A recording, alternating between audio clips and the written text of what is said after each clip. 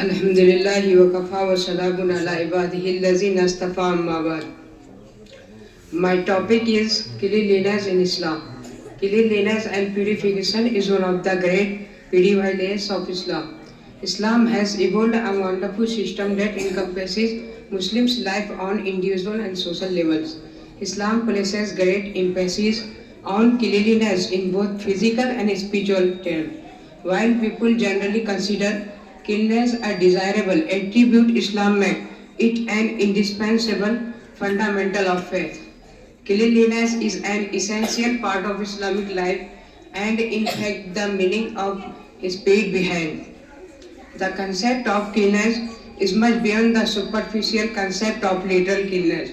The importance of cleanliness can be estimated from the fact that the books of Hadith as well as the Islamic jurisprudence start with a chapter on cleanliness. Dear audience, there are two kinds of cleanliness, physical and spiritual.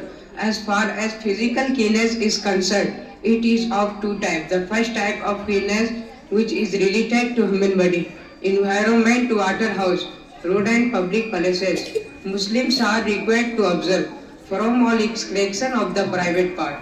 Thus, semen, urine, menstruation, stool and blood are impure and require compulsory modes of cleanliness. Moreover, Islam has instructed Muslims to maintain the roads of streets.